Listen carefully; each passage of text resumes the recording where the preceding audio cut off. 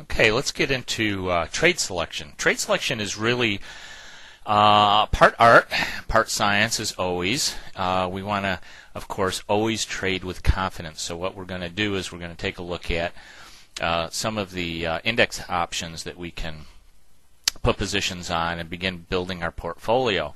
And that's what we really want to focus on, is the idea of building a portfolio. It's not just putting on, you know, a position here that doesn't really make any sense. What we want to try to do is create a portfolio of positions that really helps us achieve our objective of generating monthly income from the market. So in our test account here, what we want to do is we want to try, and obviously we first want to look at the indexes that we want to put positions on. And normally what I do is I take the EEM, which is the iShares Emerging Markets. Let's take a quick look at a quick graph of it. This is the iShares Emerging Market ETF. It seems to be trading very well for us. You know, it tends to trend, you know, in a pretty nice pattern. It tends to stay within channels here. Like I said, I'm not a big technical analysis guy, but what I like to do is I like to see support and resistance points, and I like to check channels over time. So I mean, like, this has been in a channel now since back in early October. It's just kind of stayed in this little channel, kind of a downtrend channel here. I've got a potential, these blue lines are a potential uptrend channel that it might be following, but it did hit this resistance right in here at this upper, the old channel line that I've got at the upper resistance. So we may continue to see it trend lower. On the other hand, I've got this blue uptrend channel, and just in case it changes directions.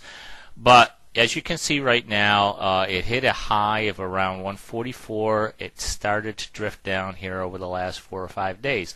Now, how would we play this? You can see that it's been in a downtrend. You know, it's been following this channel pretty closely. You know, when it's dipped below, it's come back up and it's hit the upper trend line now. 1, 2, 3, you know, at 4 points. So there's a solid downtrend in effect. It's also below its 200-day moving average. So, you know, it got above it, now it dropped below it. So that even is a stronger indication that it may continue lower. So how do we play this then? How do we play this? Well, you know, in most cases, what you're going to be doing is putting on, I like to put on double calendars as my opening position. A double calendar with a calls just above the current price and puts below the current price. At this stage, because it's in the upper quarter of this channel, you might want to give it a little bit more room to the downside. So let's say if it does start to follow this blue line, it starts to follow this upward channel here. I want to try to find puts right around the 132.50 level, which is the edge of the lower channel line that I've already set up here. We've got 1 point on it, so it's not really a confirmed channel line yet. But on the upside, you've got 1, 2, about 3 points where it's hit, and it looks like it's trying to follow it. So if it does, I mean, obviously we cannot predict the future. I've tried to emphasize that as much as possible throughout this course, is that you can't predict the future. All you can do is kind of follow what the trends are doing, and then as we go along, I think the most important thing that you can do is know how to adjust your trades after you get them in. We are at a position now where we need to put this on, because I like to put on positions. If you look at the May options, we're 32 days out of expiration. We like to put them on between 30 and 40 days. We've got our Junes out here at 67 days, so we'll probably do a May-June, but we have to look at the volatility levels. The volatility levels, if you come over here, are pretty close, although June seems to be just slightly higher. We can also take a look at the Septembers and see how they what the volatility levels of the Septembers are, but that's pretty far out. I mean, if I'm writing the May options, selling the front month, I don't like to go more than 3 months out. So if I go 3 months out, that's June, July, August. September is a bit of a stretch. So because once you go out a little bit further in the months, then volatility could be an issue. Could be an issue. So, but we're going to take a look at those when we go to trade selection. Right now, we're still looking at the chart. So what we want to do is see if we can't hit this. Do a double calendar, maybe around the 145 level here on the upside because it's showing some resistance here, and maybe 132 if they have that strike, or 130 on the downside. That may not set up a very good double calendar for us, but we can try it out. So let's go into our trade tab in the TOS platform. Go to May. Now I already have some. I have a current position on here that I'm doing for April, but we'll ignore those for now. There's only 4 days left on that. Let's see. We mentioned the 145 level on the upside. So let's take a look at these. We may even want to go to the 150s, which would be this upper trend line here, if we can get a decent price for them. And the picture looks good. So let's take a look at this. We're going to buy. We're going to right click, go to buy calendar, and then we're going to go down to our lower strike, which was right around 132 or 130. If we can hit 130 at a decent price, let's do 130. We might even be able to get the 125s, which would give us even more downward protection. So if we can hit 125, that might be okay too. But let's try the 130s and see what the graph looks like. We're going to go to right click, buy calendar.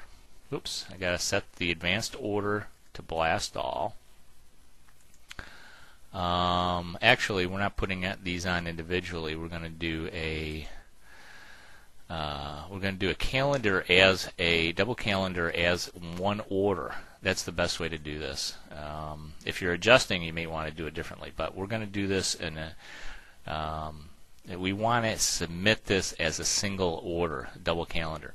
So we're going to go to buy, double diagonal, and double calendar. So we're going to click on that, and this will bring up our strikes. Now we're going to have to change these. We want the 150 calls, which are fine, but we want the 130 puts. So we got to go down to the puts and put in the 130s. Okay, and now, so we double check this. We're buying one of the Junes. We're selling one of the Mays at 150. We're buying one of the June 130s, and we're selling one of the May 130s. Okay, and this is for a $4.68 debit. Let's go right click. Now you can right click on this little blue thing here, but I've found it's easier just to click anywhere in this green area. Just right click on that, and we're going to analyze this as a duplicate trade. Now I have to eliminate my current position, so we're going to hide positions down here, and we're going to take a look and see what this is going to look like as a double calendar. Okay, it looks like we're a little bit off center, and we've got a big sag in the center here. So it looks like we're going to have to tighten up our strikes a little bit. Let's go with a 145.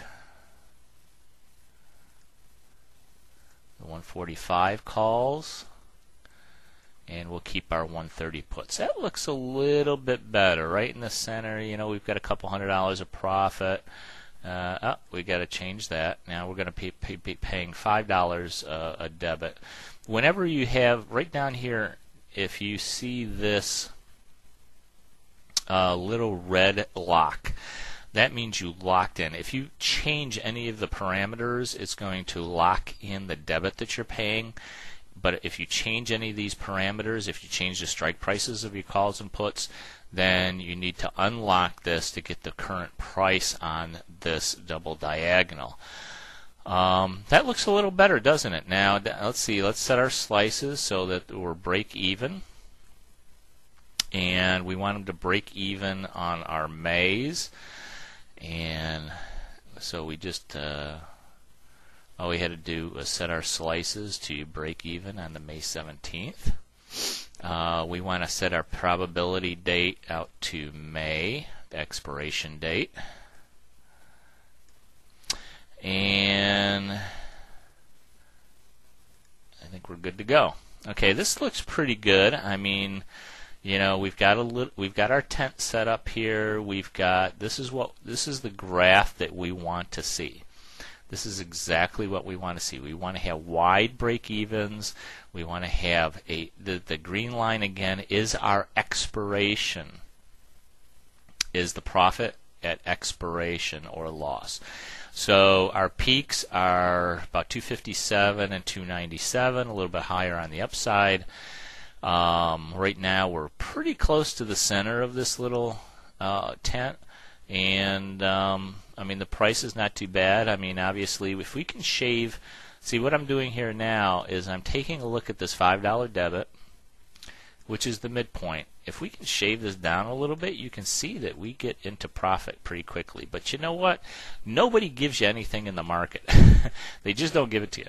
I mean, if we can hit our mid price of $5, we'll be considered extremely lucky here. Where am I? Okay, analyze. Okay, what we want to do now is just kind of take a look at this. That looks pretty good. We've got 150 on the upside as our break even. We've got 125, 26 on the downside. Let's take a look at the graph again. We got 150 on the upside, which is good. That's right where, if it does break through and follow this blue uptrend line, we'll probably hit the top of it right around 150. That's what we want to do. If we hit the bottom, let's see, where's our break even on the bottom? Is about 126. So we're right down in here, which is a pretty good level. I mean, it could go down lower than that if we continue in this downtrend channel. But we've got a pretty wide range here. Now the EEM can move. I mean, it can go up pretty strong one way or another. But we've got a pretty wide profit range here, which gives us a little bit more confidence. So what we want to do is, now that we have these in position, and we can play with this a little bit more. Let's pull the puts up to the 135 level. What does that do to our break even? The break even now is just below 130. Well, if we think there's we got to get rid of this red lock here. We're going to pay a little bit more for the debit, and remember, your maximum loss on a double calendar is the debit that you paid. So $5.25 is our maximum loss on this. And if you look at the prices here, we can set our slices to a different parameter. You can see that the margin required for the calendar is $523, and that's also our maximum loss. So let's take a look at this. We're just to spread those out a little bit. Now, our break even to the downside, if you were slightly bullish, this would be a better play, because the break evens on the downside moved up to the 130 level, and the break evens on the upside now is up around 151 or a little bit higher. So if you were slightly bullish on this, you might want to just play with those numbers a little bit and bring those puts up to a closer to the strike price and move those calls out a little bit, which they are at 145. That gives us a higher break even on the upside. But since it may appear that we're still following that downtrend channel, we're going to keep our puts at the 130 level and our calls at the 145 level. And I think that'll work out very well for us here, and we're pretty much in the center, so we could go down, we could go up. It doesn't matter too much. We'll still be in a profitable position. Now, to order this, to put this position into the order queue, all you have to do is take a look at this, right click, hit confirm and send, and it'll bring up the order confirmation dialog box. And what we're doing is we are putting in a double diagonal. This is a calendar spread, and we just want to make sure that everything is correct here. 145s, 130s, 145, 130. So we're doing the calendar. We're doing a double calendar. The cost of our trade is $4.98. $6 in commissions for a total cost of $504. And that is also, if we take a look at this, $498 is our margin requirement, and it's also our maximum loss on this trade. Now this is what we're going to be doing for an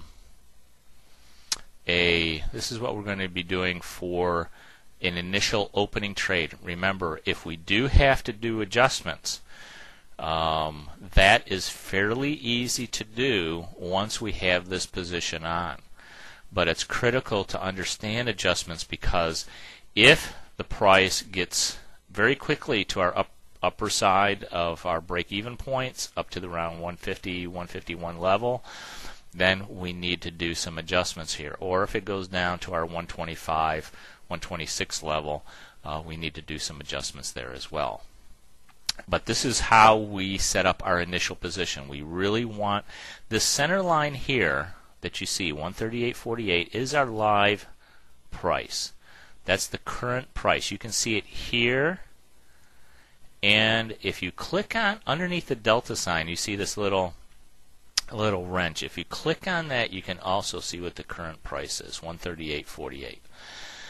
And that's all we have to do, really. All we have to do is just right click on this. We are going to confirm and send it.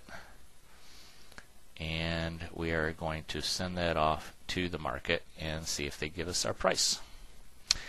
If we go back to our trade tab, and we are going to try, they are working on it now.